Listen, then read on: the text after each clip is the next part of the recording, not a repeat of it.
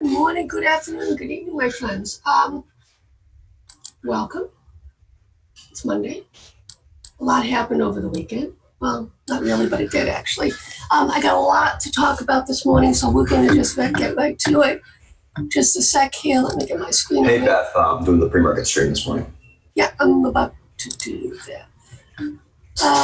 It says now I can't detect a camera. Zoom can't. Beth, can you hear me?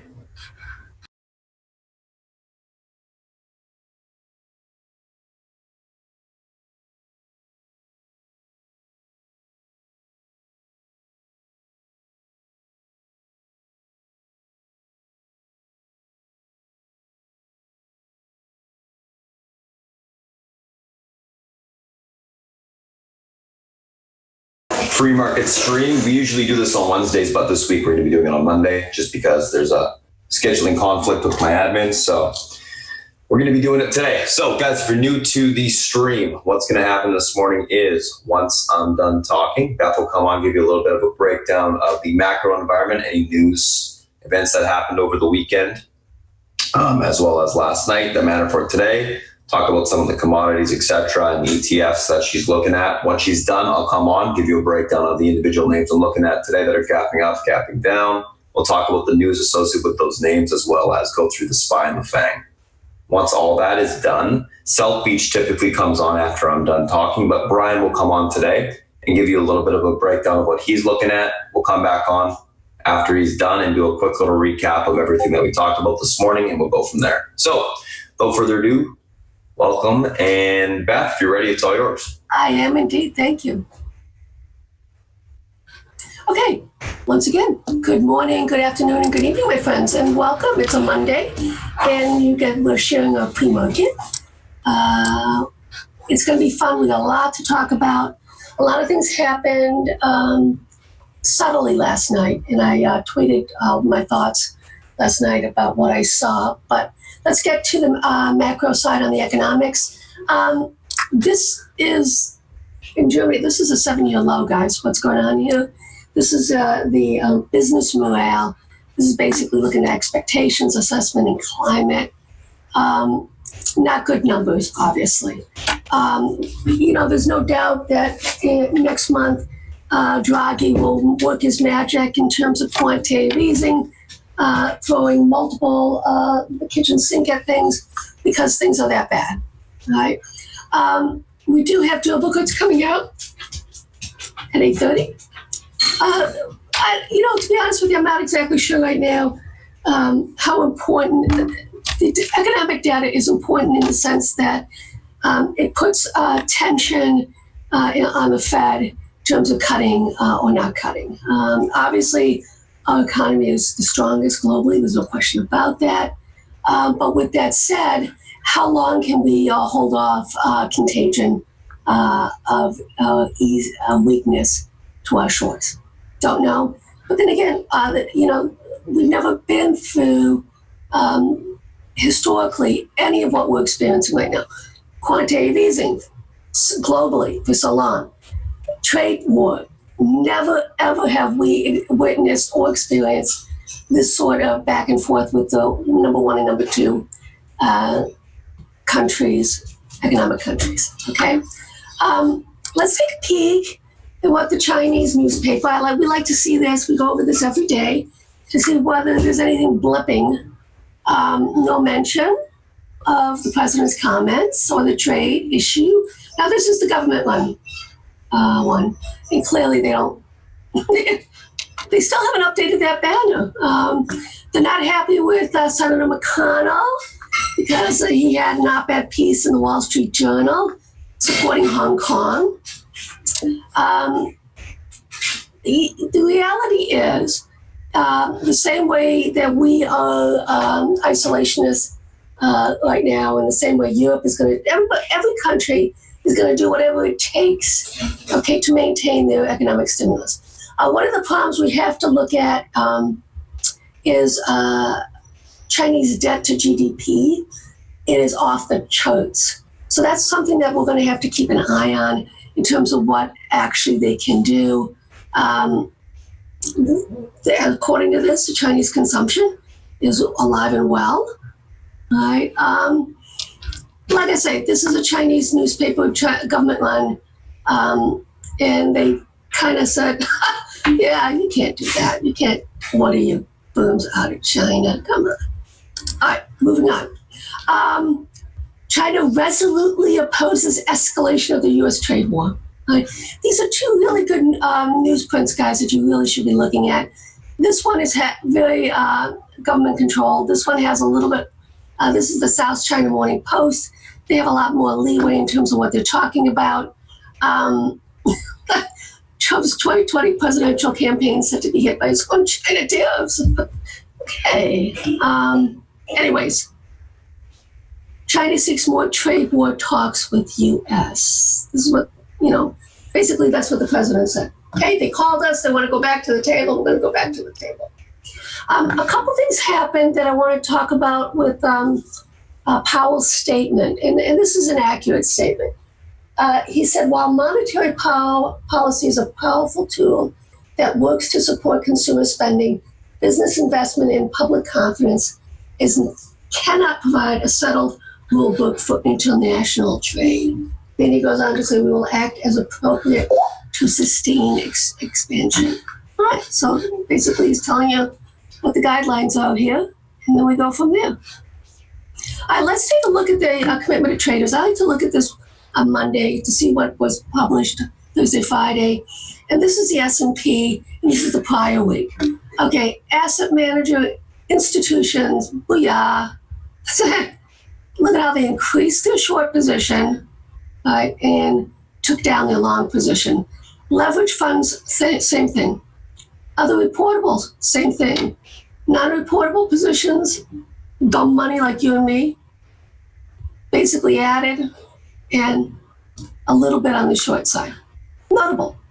Let's take a look at the smart money, dumb money. I like to look at this to see where we are, where we're going. Both sides, but the dumb money, it shows, did start to buy more. And the smart money did, but not to the same degree. Let's take a look at the TLT. I'm getting a lot of questions about TLT. I will go over it. I still think we are not done on the down cycle. Ideally, my timing on this is going to be pre-FOMC that we can get to our price targets. You have to get out, and I showed you a chart last week. We have to get out of the TLT because after an interest rate cut, the TLT tends to sell off. Okay, so it's like buy the rumor, sell the fact sort of thing. So we have to be really careful with our positions right now in TLT. Right? Let's take a look at the CME Fed Watch, and this is basically what Fed funds are telling us.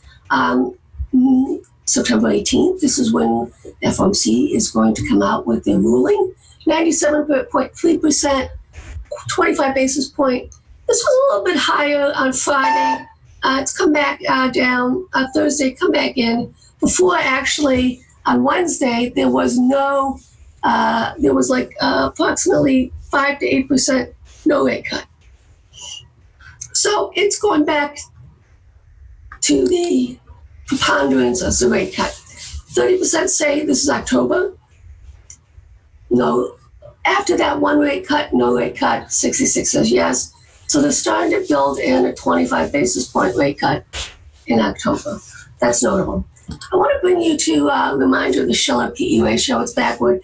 A lot of people poo-poo it, but I actually like to look at it because it is kind of spot on. And where I think the problem lies, guys, is that PE multiple trailing, going back, I don't know what the average is on the Shiller, but it's 28.55.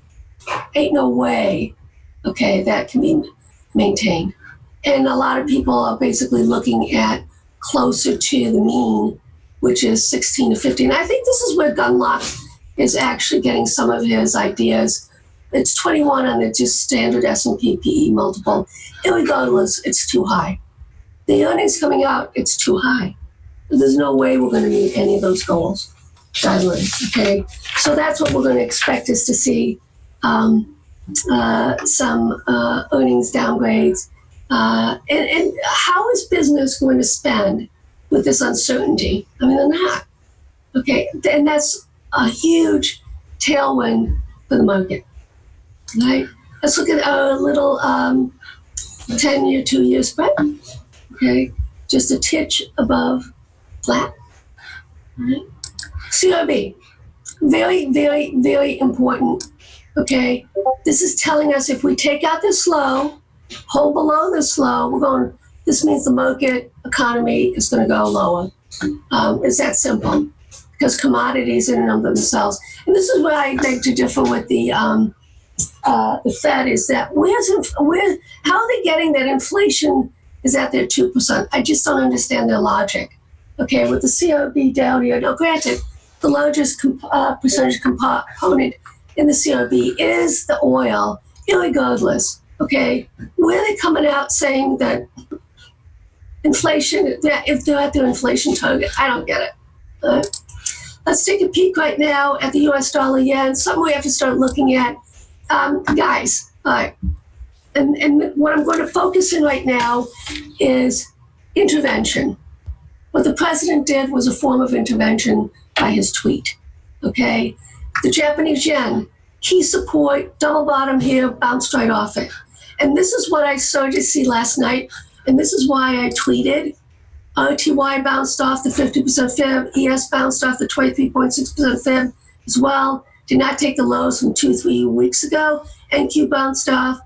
The market is holding up where it needs to. Focus on technicals. PPT will be out to play. That's the plunge protection team. So I saw last night right away that this market was going to hold. It was across the board. All right. Another thing I want to talk to you about in here. Let's look at the Nikkei.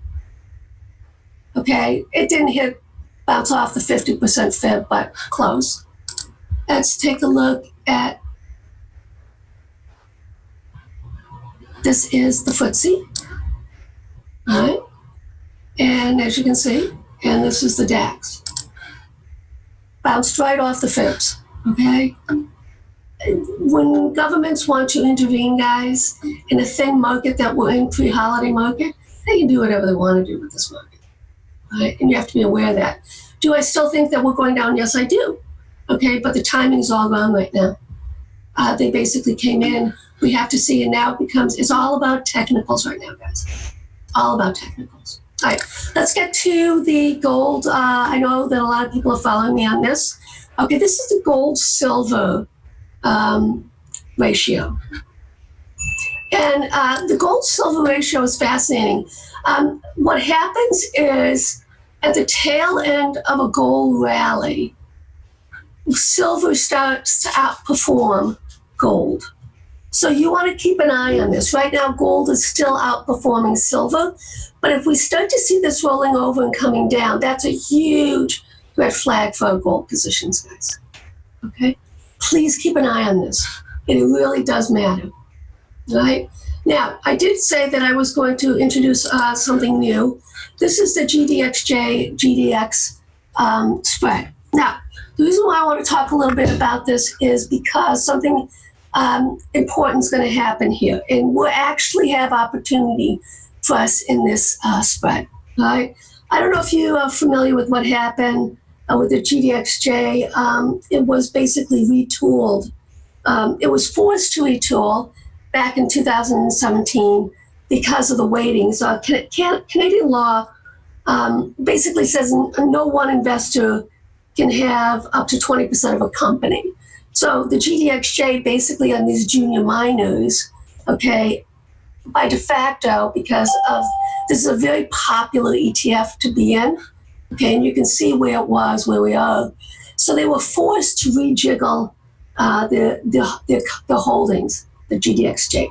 This actually will turn out to be a godsend for us, okay, because what they essentially have done is they've created a mid-tier ETF.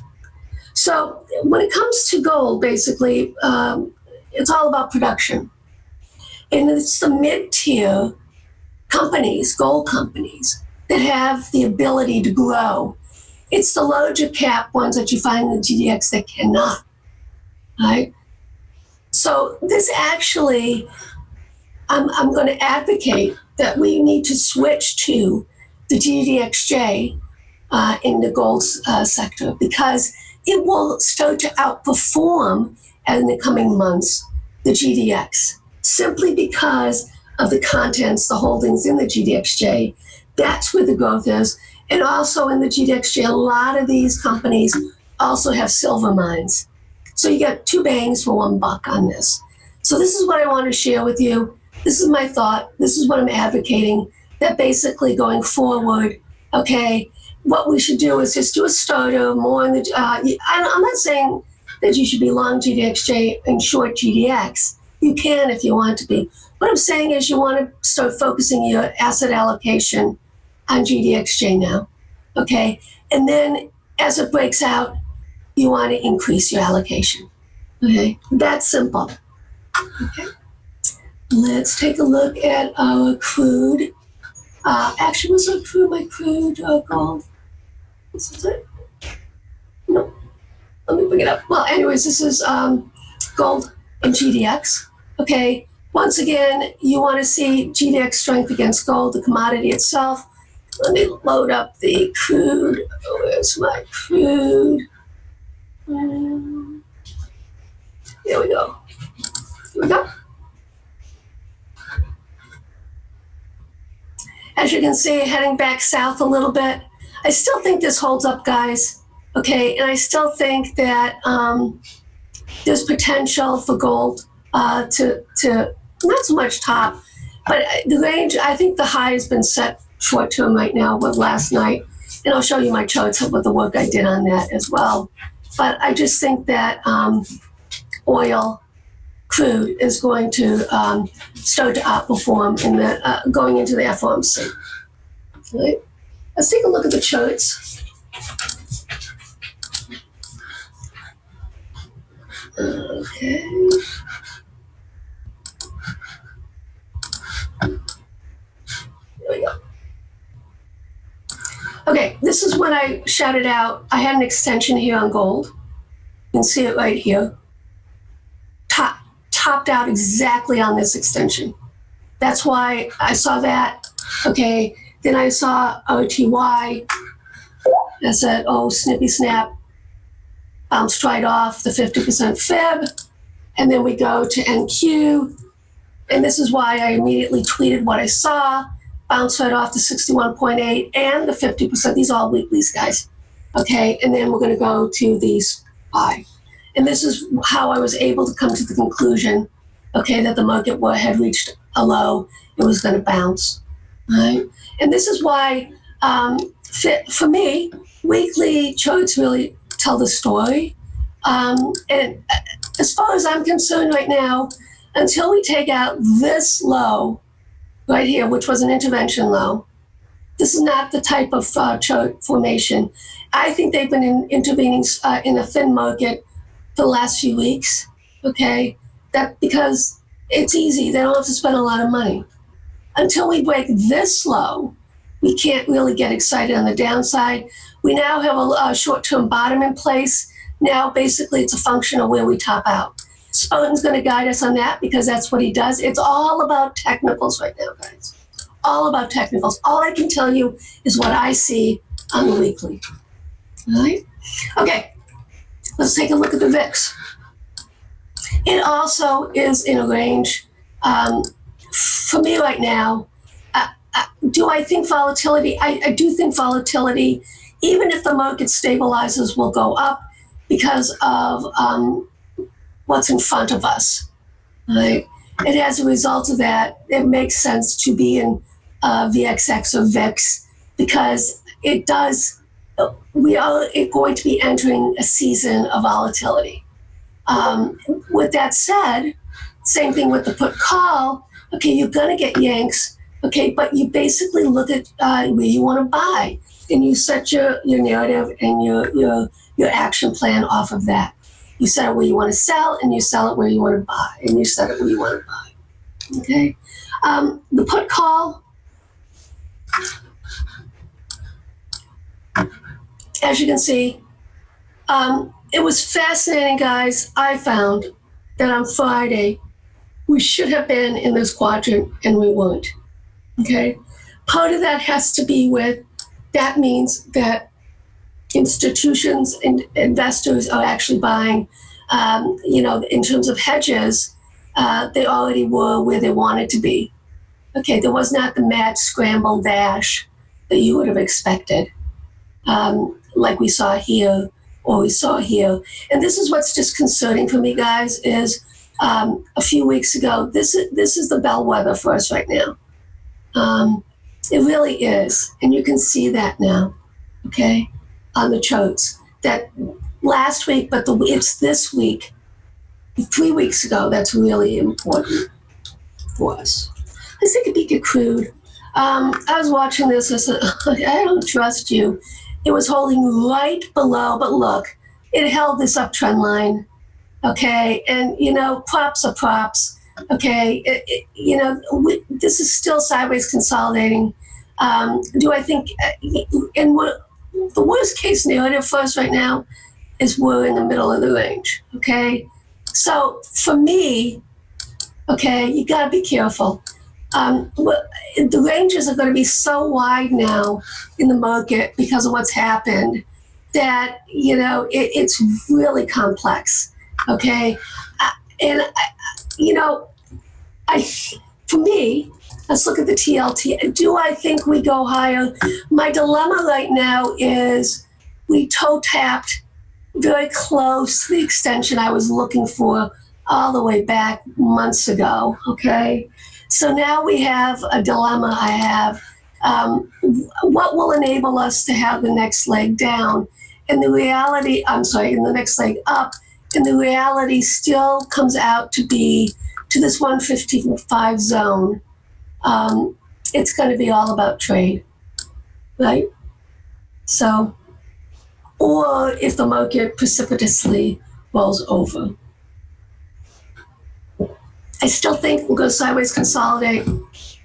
Like, we're going to have an opportunity, I think, to get up to here again, and then we have to see.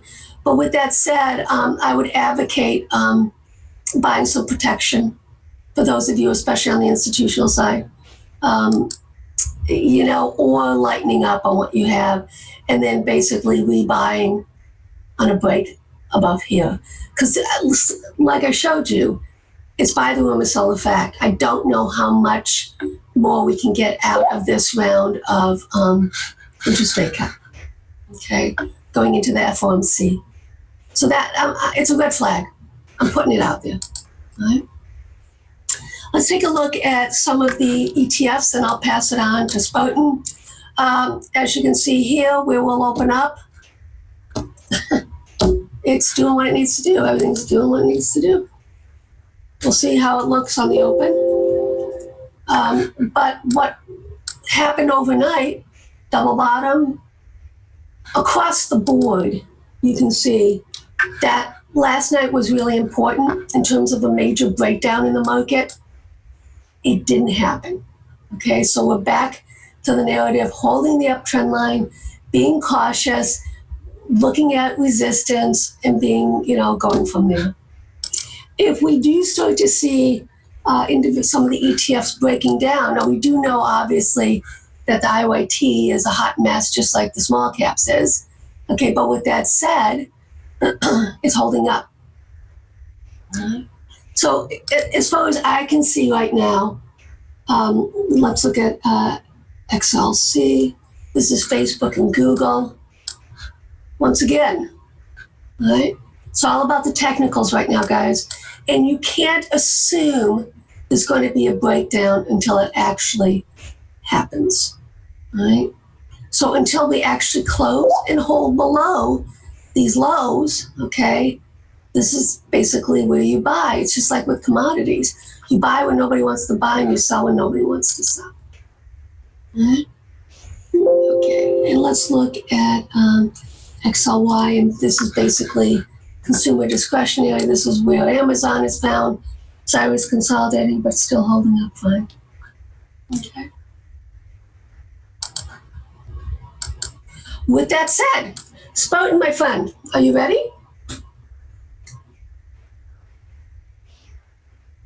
Yep, I'm ready. Okie dokie, guys. Welcome once again and enjoy. Cheers. Alrighty, so let me just pop up the screen share here. There we go. So let's take a look at kind of what we got going on this morning. I'll post the Discord link for anyone that's new to chat after I've closed down the YouTube stream this morning. So a couple different things that we're looking at this morning. RKDA, MDCO, BA, SHOP, MA, BMY. So RKDA, these guys entered into a global collaboration with Arista, Serial, T, gapping up on that. MDCO announced today phase 3 trial of one of their drugs met all their primary and secondary endpoints, so they're gapping up on that. BA, SHOP, MA, gapping up on continuation with the market, so they're gapping up in sympathy with the market right now. And then BMI agreed to sell rights of one of its drugs to AMGN for $13.4 billion, and they're gapping up on that. So let's take a look at kind of what we got going on this morning from a technical standpoint. RKDA and MDCO were the first two we're looking at. RKDA, former runner, stocks gapping up again. It's been flagging on the daily actually for the last couple days. Upside today. So basically all these levels are already charted out because it's something that we've played recently in the past. So pivot to the upside today is this 847 level resistance. To the upside after that, 941. You take out that 941 level, you got room towards 1055. Unable to hold the pivot, look for a pullback into the support at 740. If that breaks, we'll see downside into 653, filling the entire gap. So right now on the stock, leaning bullish, going to be looking for continuation to the upside. To make this, whoops.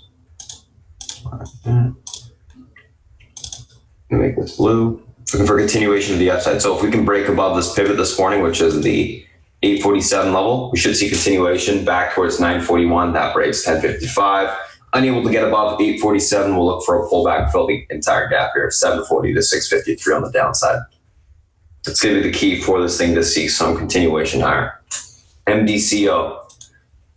Watch the little flag forming in this morning as well in the pre-market, guys. It breaks the downtrend there, it's going to start to push.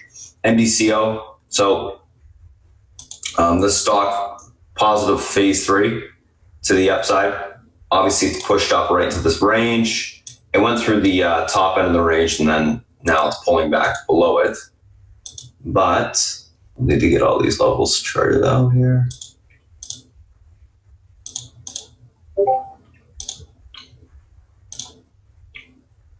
Let's go back on the daily. There we go.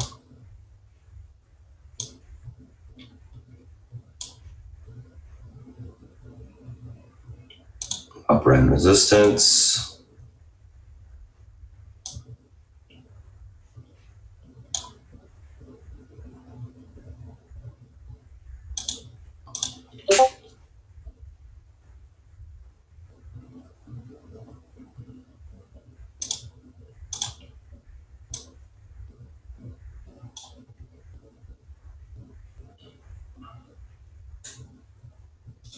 All right, take a look.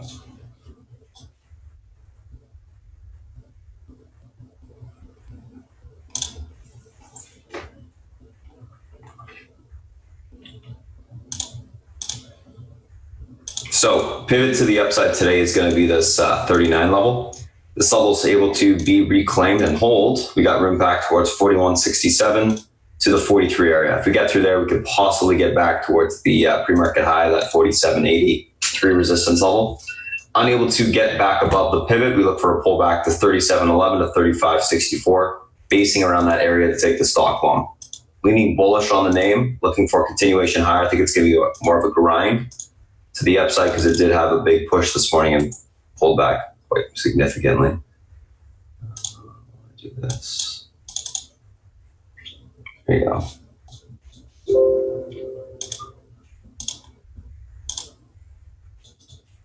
So there's your pivot to the upside there. Try and get rid of this alarm. There you go. So what I'll be looking for is a reclaim of 3904 and then a slow grind higher. If it's able to get above there, that's going to be the key. Otherwise, it's probably going to fill the gap if you cannot get back above the pivot. Watch our KDA guys flagging right now.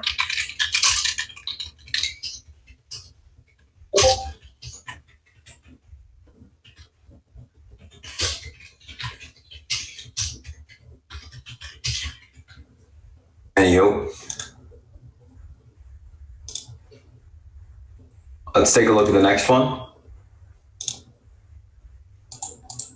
The next two, I should say. I'm going to take a screenshot of this real quick. RKDA has room to 847 right now, guys, pre-market. It's flagging.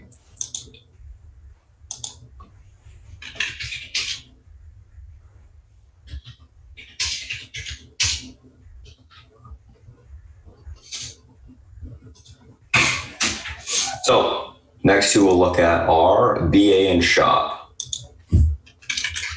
Both of these are just gapping up with the market.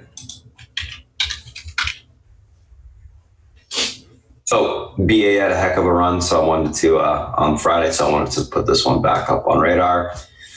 So a couple different levels here.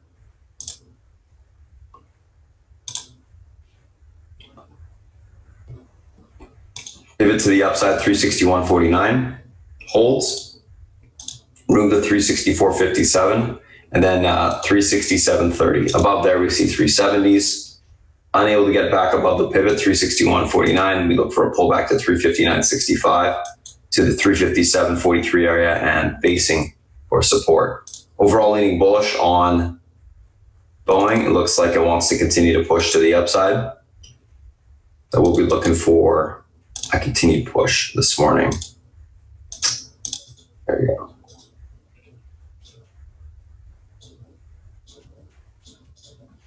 It looks bullish for continuation as long as it can hold that pivot, which it should be able to do so. Flagging a little bit this morning as well. SHOP, let's take a look at this one.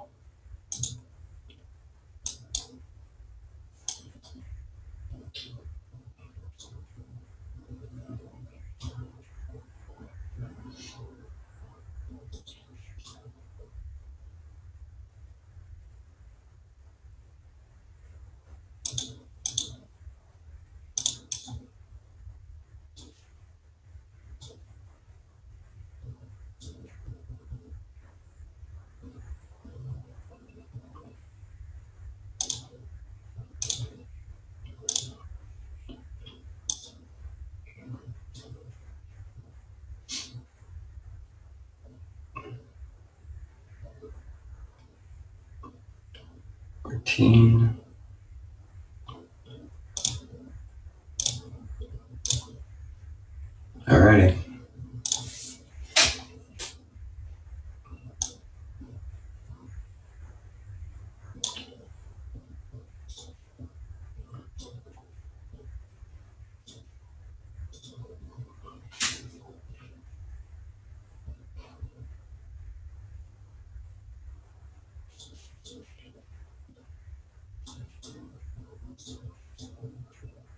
So, SHOP. Pivot to the upside today, $392.52. If we're able to get back above this level, we should retest last day's high, which was 401.19. If that level breaks, it technically has room to 413 to the upside. Unable to get above 392.52 to the upside, we look for a pullback towards 381.27 to the 376.24 support, and then basing off of that level to take it long. Overall in SHOP, leaning bullish, going to be looking for continuation higher. Nice amount of range on the stock either way. So as long as the market holds up, I think we will see continuation to the upside. So that's what I'll be looking for. BA and SHOP. Retest the pivot on SHOP. If it gets back above it, it's got room to push back towards last day's highs. Let's take a look at MA and BMY.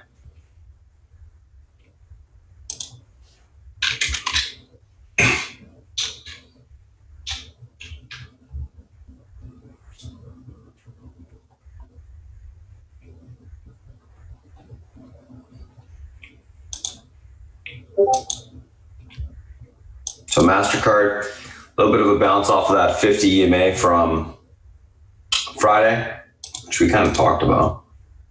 And let's see, let's get these levels up.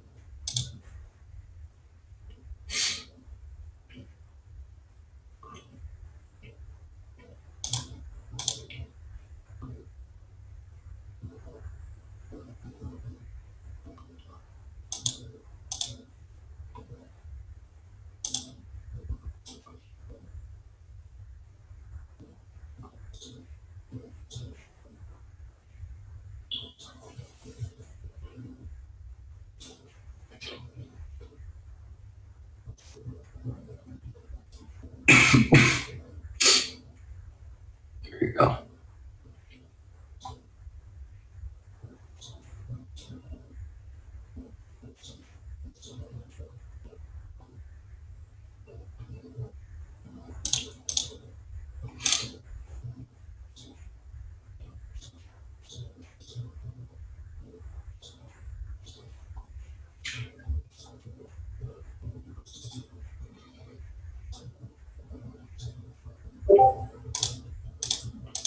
Okay, so 275.53 pivot to the upside today on MA, MasterCard. This level is able to hold.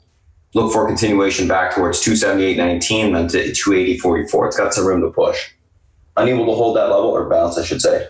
Unable to hold that pivot point. Look for a sell that off back towards last day's close, 271.89, to last day's low, 270 to the downside.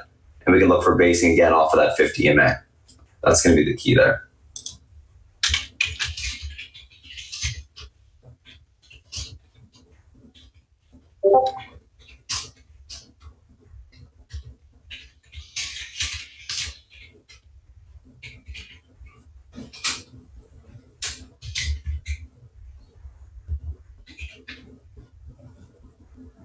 Let's take a look at BMY. So these guys sold one of their drugs to, I believe it was, who? AMGN.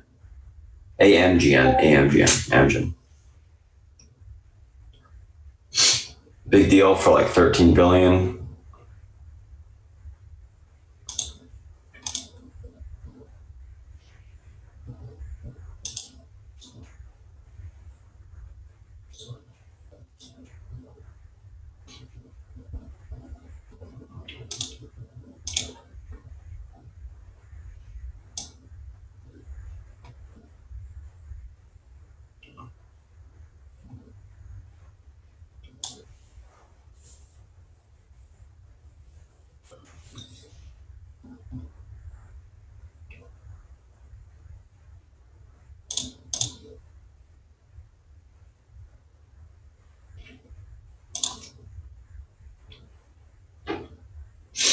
All right, let's get a look at this chart.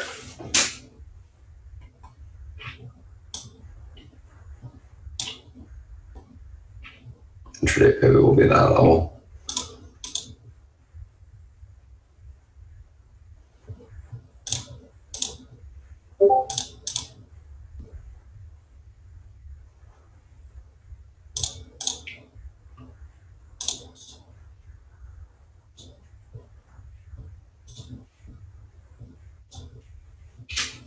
So BMY, 47.85 is the pivot to the upside today. This level holds, we should see continuation above 48.31 towards 49.56. Should be a grinder retesting the top of that range on the daily. Unable to hold the pivot, 47.85, we look for a pullback to 46.86, to 46.20 to the downside, and basing down there to take the stock long. Overall, leaning bullish, looking for continuation higher. This should be a grinder to the upside, in my opinion. So overall, looks good.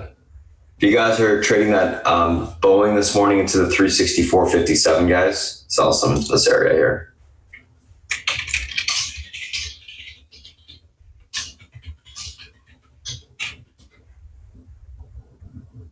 Hitting the target. If it breaks, then obviously 367.30 will be next. All right, I'm going to save that, and let's move on to the spine thing.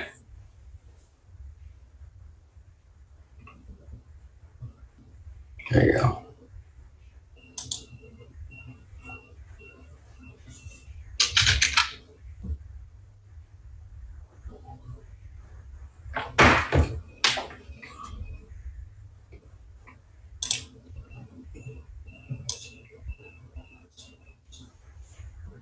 right, so let's take a look at this.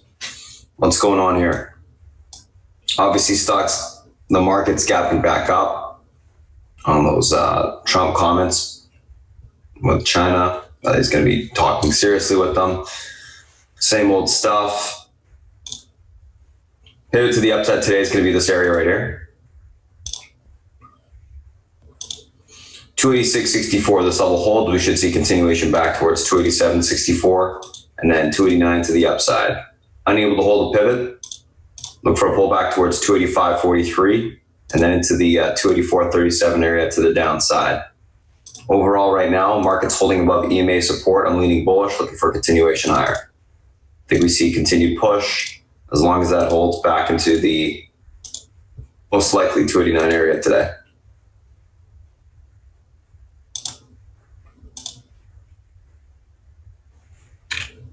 So, leaning bullish on the market, going to be looking for a continued push. Let me just make this blue. There you go. Looks good now. Easy enough. Let's take a look at Apple.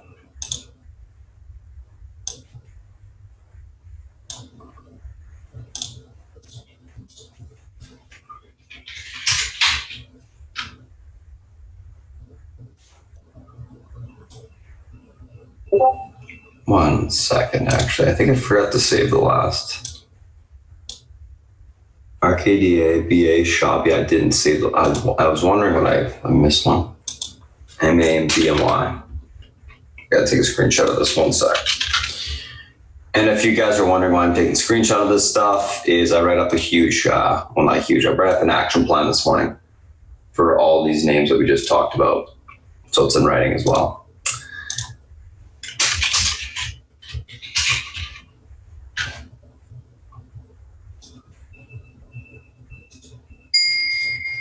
Alrighty, I just sold a little bit of BA here. 367.30 is your next target.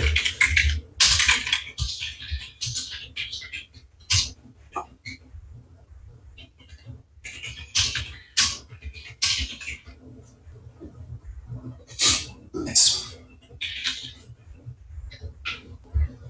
Apple.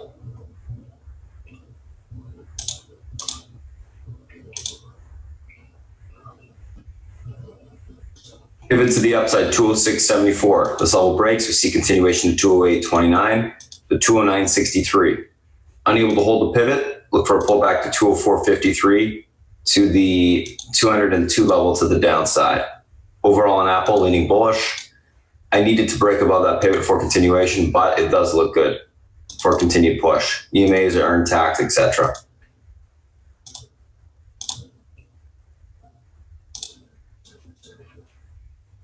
Oh, overall looks pretty good for a continuation of the upside. Breaks that pivot, we should get the next legs up.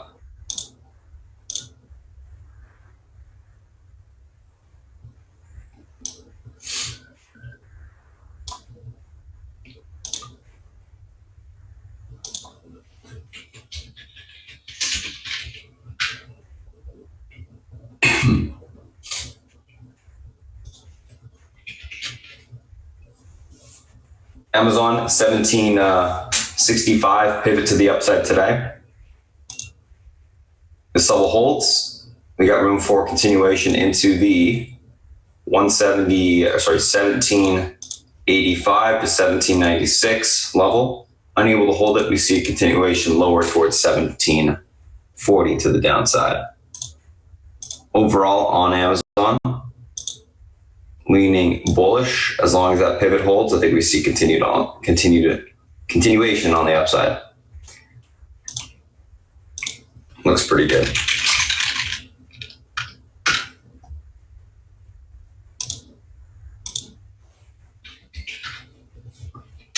Netflix.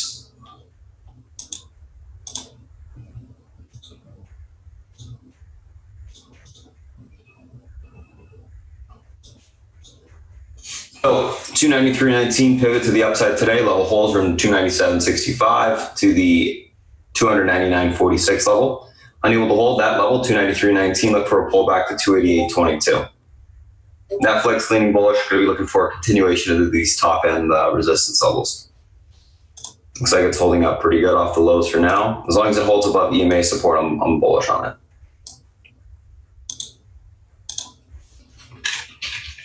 Netflix. Let's take a look at Facebook.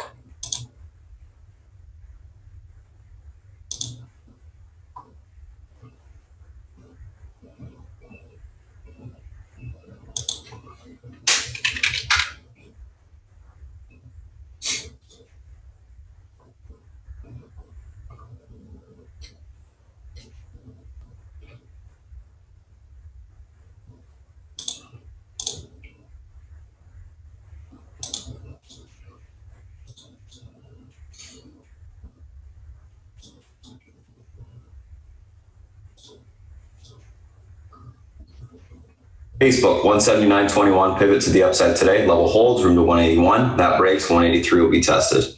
Unable to hold 179.21, look for a pullback to 178, to 177.14, and then basing there to take the stock long. Overall on Facebook, leaning bullish, looking for a continuation higher.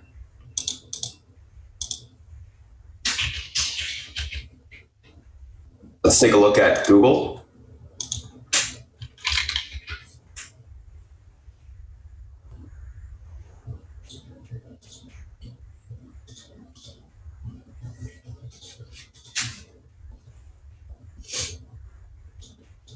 Interesting range it's in.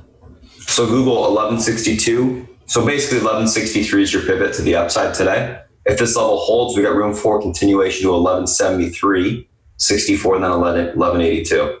Unable to hold 1162, or 1163, I should say.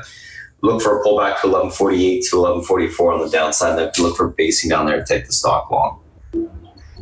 So Google right now, leaning bullish just because it's above the pivot, as well as, the market's looking more bullish than anything. Looking for a little bit of continuation upside on the bounce this morning. So that's the SPY, that's the FANG, and the individual names we're looking at. With this BA, guys, continue to hold it. Sell some here. Look for the continuation of 367.30. Still got room to go. Alrighty. I'm going to pass over to Brian. He's going to come on and give you a little bit of a breakdown of what he's looking at today. And I'll come back on once he's done, and we'll do a quick little recap of what we talked about and go from there.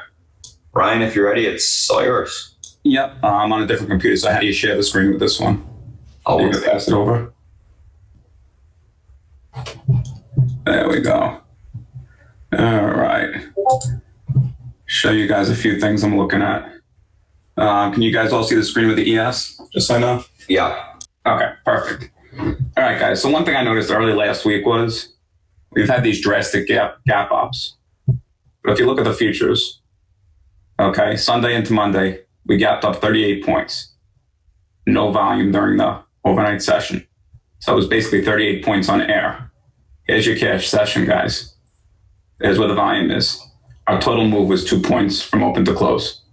So 38 points, kind of like what we're doing today on no volume. 2 points during the cash session. Monday to Tuesday, not much, kind of flat on both sides. And there we go. Tuesday into Wednesday, same thing. No volume, another 34 points. There's your big move up. Cash session, decent volume. Total open to close move was 4 points. Wednesday to Thursday. Audio problems? Can you hear me now? That's fine for me. Okay, I guess it's just one guy. Okay. Wednesday to Thursday, same thing. No volume during the overnight session. No real gap up. There was no movement. Now look here. Thursday to Friday. That was the day we knew Jackson Hole. We got the comments out of China. Overnight session, not a real move.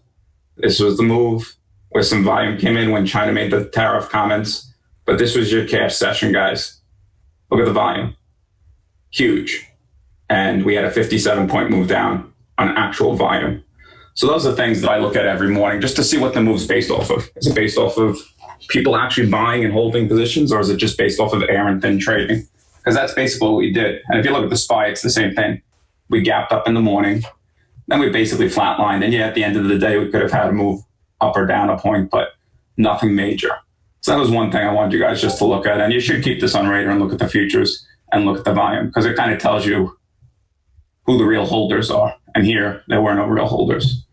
Another thing I look at, just so you guys know, showing you a little macro stuff, then I'll get into what I'm actually looking at trade-wise. Japanese yen dollar. I look at this every day. And just, this shows you basically our institutions putting money in and pulling out. And they've basically been pulling out since, I would say, April. So you got a pretty big line of money coming out. And to be honest, I don't think the money was ever fully invested to begin with. So that's one other thing to keep on check. Bond rates up a little this morning, but they were down quite a bit. Here's the 10-year. Here's what we did. We're kind of range bound. Key is if we break the 15 level and go lower and maintain below it in the bonds, that'll affect the banks. And obviously interest rates. 30-year did dip below 2% today, which is a little alarming. I mean, obviously it came up from there.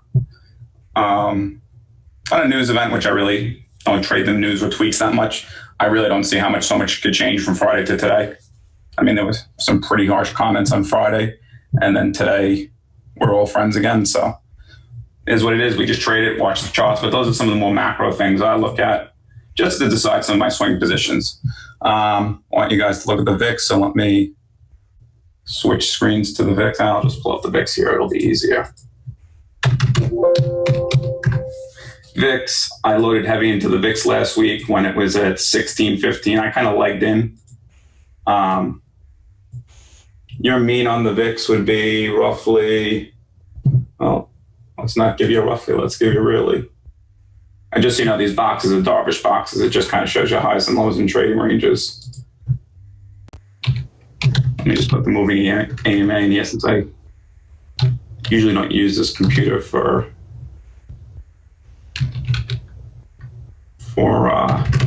the screen sharing.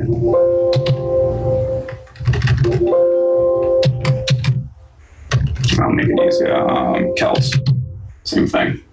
All we need to do is see what a 21 is. Okay, VIX. Here's your Celta channels. So basically 18 is kind of the mean now. If you look at a longer term mean, you want to buy the VIX when it hits 15. If it hits 15 at any point, I started loading up in the mid 16s. I loaded more up in when we hit down here.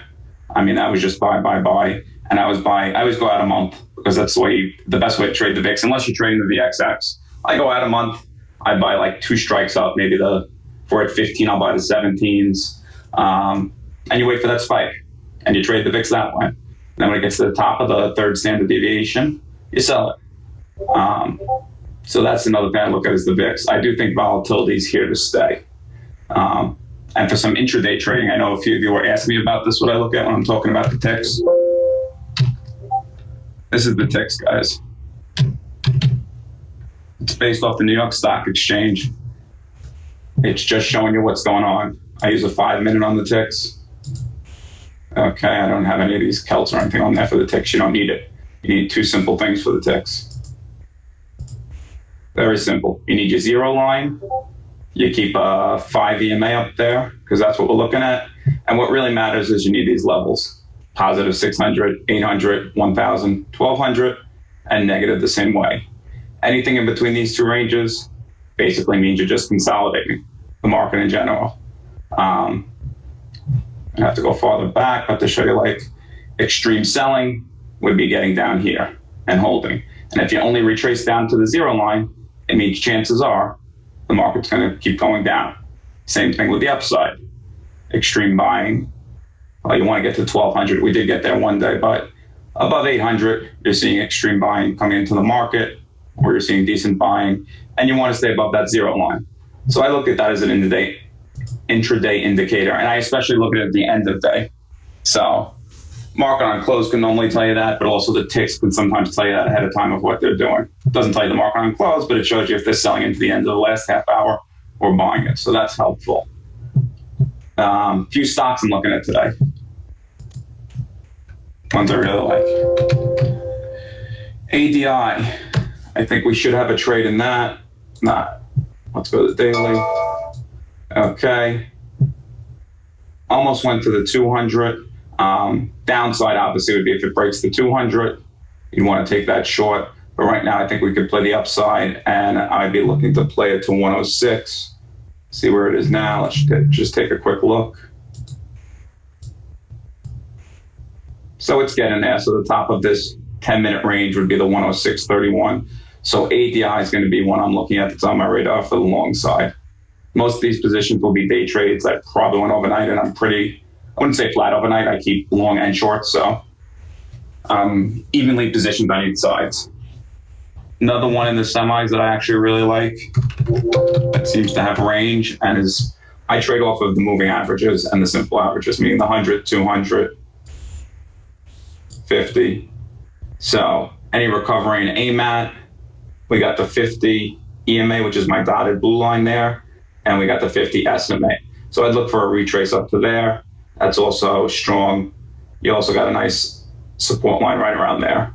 I would say right over here. So it's a pretty good line that if we're going to have the semis moving up, it could get there. The other thing I look for is failure at resistance. So failure at resistance, guys, would be, we get here, can't break above it, maybe get a few ticks above this 50-50 line, I call it, when they're both touching, and then trade it to the downside. So AMT is definitely one I would consider looking at. On the banks, I'm still pretty negative the banks on a longer term, but it doesn't mean we can't trade them on the short term. What I'd like to see in Citi, I'd like to see how much bounce we get in the banks. I'd love to see it get to the 200-day and then put on a short position again. I exited my short position on Friday on Citibank, but I would like to get back into it. I don't know if we're going to be able to get all the way to the 200-day, but I will probably put a starter on it as we go up. And I might even play to the upside while putting a short starter on. So first spot I'd be looking for is that 63, 67. I think we'll open up pretty close to 63 last I looked. No, we were there. Now we're back down to 62, 68. So that's one bank I'm looking at. Another one, which is a nice quiet mover, guys, and it really moves. Everyone's going to Citibank, JP Morgan, and BAC. But here's one where you can really catch some nice profits. PNC. Again, like to see it possibly retrace to that 127.64. I could play the upside on that, or possibly when it gets there, just take it short. So PNC is one I quietly watch because it does make decent size moves, and it does have decent follow through. On the daily, most of the banks are the same. They're below the 200-day. Let me see if I remember which one wasn't. I think it was JP Morgan. It just cracked it Friday. So JP Morgan, I just cracked it when many others are behind it. I don't trade JP Morgan as much because I happen to like the bank, and I think it's the best of breed. So if I'm going to short it, I'm going to short into the weaker banks. Some other things I'm looking at today from the long side. You guys know I love Shake Shack. I know Spartan loves Shake Shack. I think this thing's going higher. Really has nothing to do with the overseas trade war, conflict, whatever you want to call it. So Shake Shack is one of my longs. Another long I really like, and I do think Shake Shack, maybe today's the day, we break above 100. I could see 105 pretty easily on Shake Shack. This was an old target that I don't think we're going to get an entry. Love how it keeps it up there forever.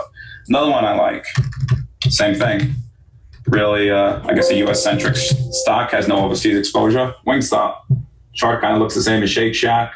Another reason I like it, coming into football season, people buy more wings, ordering more wings, going out for more wings.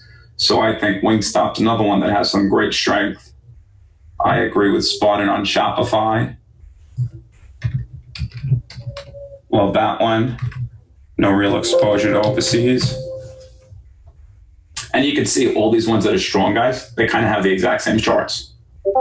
They're basically at the highs, room to move up, and they don't have the overseas exposure. So we take out the highs, we get to the next levels. One thing I will be watching in all this is the SMH. At some interesting levels here. So on the SMH, I want to see if we can recover the 100-day. I want to see what happens when we get to the 100-day. If we can close above it, I'd look to take it long for a day or two, possibly look for it to get to the 50. You got the 250s, and the 250s are usually close, guys, because one's an EMA, one's an SMA. So they usually are very close together. Reason I have them both up there is you have different people's algorithms looking at different ones, so you might as well know where they are. But I'm a big fan of the 100-day. So if we can cross and hold the 100-day, I would look to take the SMH long, or look in the sector, what's the strongest? Might be Micron, could be AMD. Those are two I'd look at. Again, I also look a lot for failure at resistance. Do we get to the 100-day? Do we have 2 10-minute candles where we kind of just teeter around here and then fail? So SMH is another one I'm looking at, along with Lamb Research.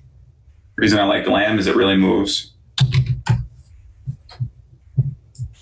Lamb is one of the better looking chips right now. You saw the other ones, a lot of them are below the 50 EMA. Lamb's above it, so it hasn't even gotten there yet. So let's see how it holds up. We have a decent little trend line here, probably exactly where it stopped. Just eyeballing it now, a little below it. But let's see if it recovers that trend line and what it does. It's been pretty good support, as you guys could see. Got about 1, 2, 3, 4, almost 5 touches. So we broke it here on a hard down day. But I would watch it today, like to see what it does. A few others I'm going to be looking at today is healthcare. I'm going to be watching UNH. UNH has looked atrocious. I want to see if we can get any kind of recovery, any retest of this downtrend line. Can't tell you exactly why healthcare has looked so bad, but it has. And in this kind of trading and current economy, I would think people would go to the healthcares. Another one that falls into that category is Cigna. Oh, sorry, I put it on the wrong screen. You can't see it. Cigna, same thing. They all basically have the same look right now. So let's see if we get any kind of recovery out of healthcare. I also put the 1-year fibs on all of them just to see where they are in relation to each other. One interesting one that I might actually take long and do kind of a risk reversal, believe it or not, is GameStop. I don't know if you guys saw the news, but Scion Capital took a 3% stake in GameStop. That's Michael Burry's hedge fund. He's the guy who basically called The Big Short. It's written about him, the movie and the book, The Big Short. So I read an article on it this weekend, and he took a 3% stake. They have 237 million in buybacks they can still do. The market cap is they can basically buy back almost all their stock of the outstanding float with that kind of buyback. He wrote them a letter to start aggressively buying back their stock. They do have cash on hand, and it is pretty sure that the next range of gaming devices, consoles, meaning the PlayStation and the Xbox, do have disk drives. So they have not eliminated disk drives, which means there still will be a need for it. And it's pretty beaten down there, and it's got a decent balance sheet. So I am looking at that. I'll post that trade in the room. It'll probably be a few months out, but I'm probably going to do one where I do a call spread and sell the puts. It's cheap. It would actually be a zero-cost trade I found last night. And you just got to be comfortable owning the stock at, I think it was $3 I made it. So you would own the stock at $3. You'd have the upside from $3 to $4 at zero cost. So that's what I'm looking at. Another thing I'm looking at, I'll be looking to put on some more credit spreads. What you want to see in credit spreads when you're looking to put them on. This will probably be a little confusing to you guys, but let me kind of show you. Cigna's not a good example of it. Disney is. You want to look for these yellow patterns, or for you guys, they'll just be bars, but consolidation patterns where the stock's really not doing anything. I mean, look at all this time where the stock really didn't move too much, you can put on iron condors and taking credit spreads. What do you got here? 1.7 to 131. So you could really do one every month. Now, obviously, we went here from accumulation. These are accumulation phases, brief dip to a major gap up. So to acceleration. Here, acceleration, acceleration, acceleration. And now, in my opinion, until Disney Plus comes out, which I think is going to be a monster, they keep releasing more and more stuff. I believe there's some Disney meeting this weekend, and there was this weekend and this week called D23, because I see it keep popping up on things. And they're announcing stuff and all kinds of excitement about Disney Plus and shows that are going to be on it. So I really think we're going to get into another period of here where we can just keep doing iron condors against Disney and bringing in the premium, because I really don't think we have too much. My only risk or scare would be if the market really does pull and we get that gap fill from that drastic move up from 411. So I'd be watching that, and I'll guide you guys with the credit spreads, how to do it. I think Spartan's going to set up a separate channel in Discord just for credit spreads so it doesn't get mixed in. So how to navigate through them. Another one I like this week, we'll see where it opens today, I was working on it this weekend, was 3M for a call credit spread, meaning I really don't think it's going to go above 164. I think I was basing it on 160. Let's see how much we can get it up today. The higher up we can get 3M today, the wider we can make not wider, but the higher up we can go on our credit spread and then take it down. I do think 3M is going lower. And sometimes you could use that credit spread, the credit you take in, and also buy some puts with it. Or if you want to get some protection on your credit spread, you could take the credit spread in and buy some out-of-the-money calls just in case it shoots. But I typically manage the credit spread where if we're look like we're going to break it and turn negative, get out of the trade. With credit spreads, obviously the most money you make is the week of expiration because the premiums come in. If they're way out of the money, meaning we wrote a credit spread up here and the stock is at 150, you could let it go. Rule of thumb, if you're up 95% on a credit spread, because I know a lot of you are asking me about Microsoft on Friday, I just take it off. We sold it for 70 cents. We bought it back for 5 cents. There's no reason, God forbid, tweet, news, something comes out to get back all the money you made. It does happen. So I take it off. So that's triple M. Another one I'm looking at for a possible credit spread is, let me get to it. Oh, here's one for a credit spread that I'm looking to put a call credit spread on, meaning I think it's just going to keep going down. Netflix, I know a bunch of us in the room have the same opinion. I mean, look at that chart, guys. It's pretty ugly. I want to see if it cracks the bottom end of the short-term dovish box, which would be 287.93. Probably this 286.48 is a better level. Cracks that, it's taking the next leg down. So we could see it get into 270. And obviously this is longer term. This is not today. And 250. But this is one ugly chart. I mean, look at that, guys. Typical, we're riding the 4 down, coming up, testing the 8, keep riding it down, keep riding it down. So I don't think there's any long in Netflix. Okay, let me restore that. IWM, let's just take a look at that quickly.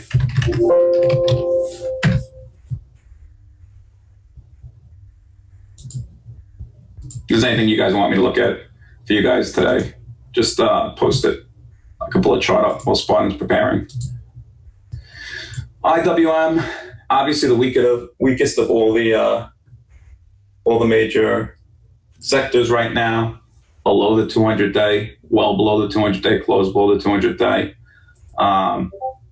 In order to really go long the market and have some confidence, I'd want to see this to start reversing.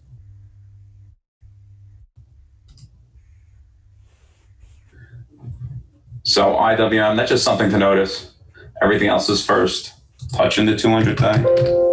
Some of these things are not even there. SPY's not even at the 200-day. Diamonds just closed on it. So we just closed on it Friday. Qs, not even close.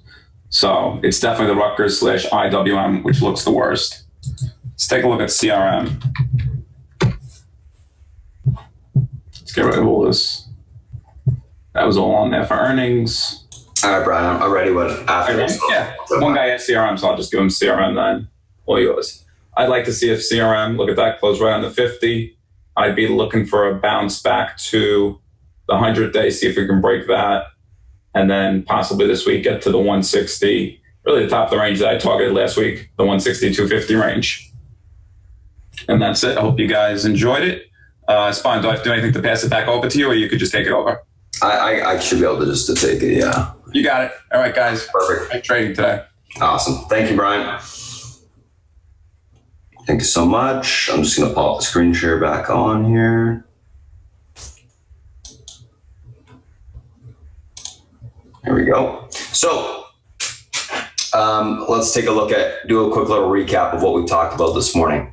So pre-market tickers on watch, some of the stuff that we went through this morning. I posted the action plan, etc. Things that we're looking at this morning: pre-market tickers, RKDA, MDCO, BA, SHOP, MA, BMY.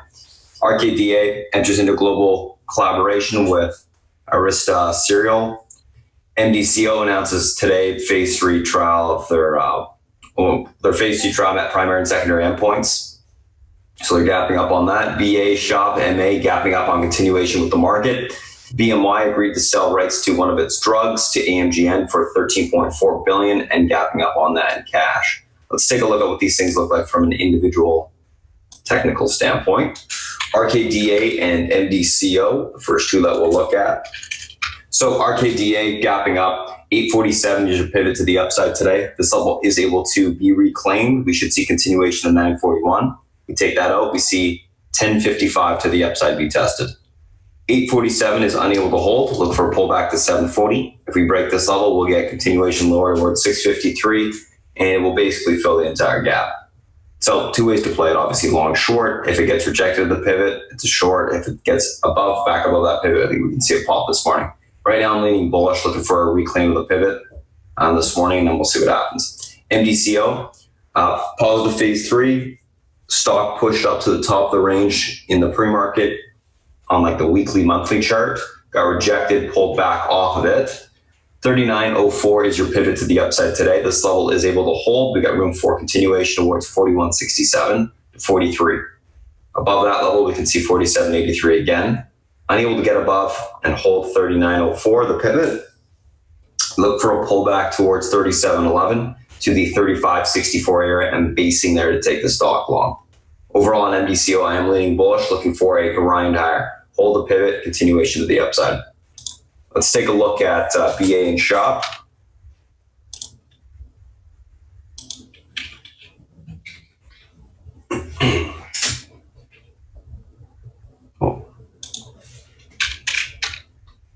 So BA, it's above this level right here, 361.49, which is the pivot to the upside today. Above this level, room towards 364.57, which it's at right now. We're long it right now in the pre-market. If this level breaks, we can see continuation of 367.30, then possibly 370s to the upside. Unable to hold the pivot, 361.49. We look for a pullback towards 359.65 to the 357.43 level and basing down there to take the stock long. Overall leaning bullish, looking for continuation to the upside. 392.52 is the pivot to the upside on SHOP today. This level is reclaimed. We got room back towards last day's highs, 401.19. We get above that level, we have technical room towards 413 to the upside. That's where the Fibonacci level is. So we could see some continuation there. Unable to reclaim the pivot, look for a pullback towards this 381.25 area. If that level breaks, we will see 376.24 to the downside. Right now I'm leaning bullish, looking for a push into this pivot, retest it, and we'll see if we can break through it or not. Let's take a look at the next two, MA and BMY.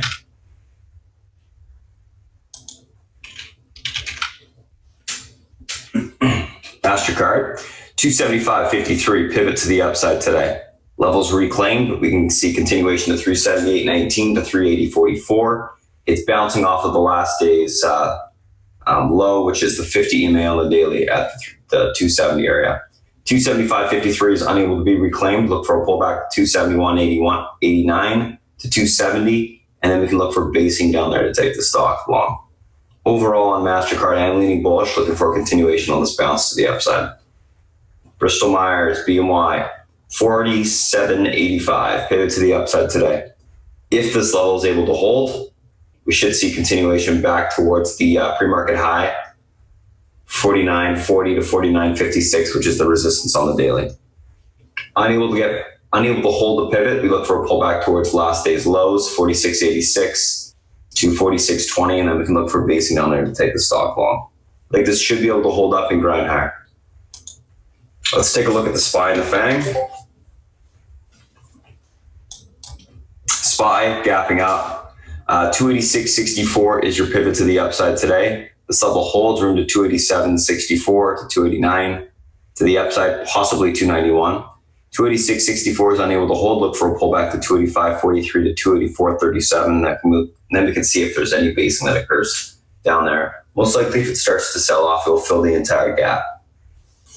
Market, I'm leaning bullish on the market right now because it's holding up fine. It's holding above EMA support as well as the pivot. So I think that's bullish. It actually reclaimed the uptrend on the daily. If you guys saw the chart that I sent out yesterday, I basically wrote up the scenario. If it reclaims that uptrend, it can get going back towards the 289 area. And if that gets reclaimed, then we have reclaimed another major support level. And we can see further continuation on the bounce. So we'll see what happens there. Let's take a look at Apple. Apple 206.74 is your pivot to the upside today. Level breaks from the 208.29 to 209.63. Unable to get above 206.74, we look for a pullback to 204.53 to 202.20. On the downside, we can look for basing down there to take the stock long. Overall on Apple, I am leaning bullish right now. I want to see a break of the pivot to the upside though. Otherwise, it will not make that move we're looking for. Should be a pretty key thing for the market as well.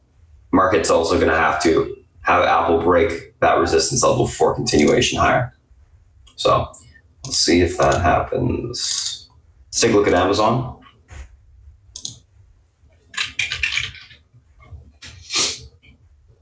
$17.66 pivot holds room towards 1785 to 1796 on the upside.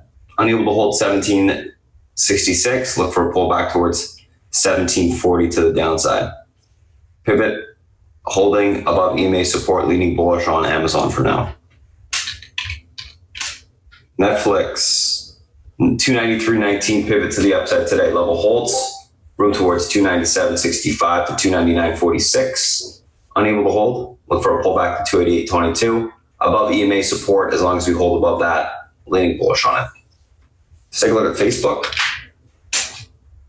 Facebook 179.21 pivot holds room towards 181 to 183. Unable to hold 179.21.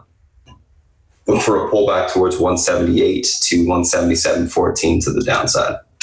Overall, leaning bullish right now, holding the pivot, hoping EMA support. 1162 on Google, pivot to the upside today. If this level is able to hold, we should see continuation towards 1173.64 to 1182. Unable to hold 1162 or 1163, I should say. Watch for a pullback to 1148 to 1144. We can look for basing down there to take the stock long. Overall, leaning bullish, looking for a continuation higher.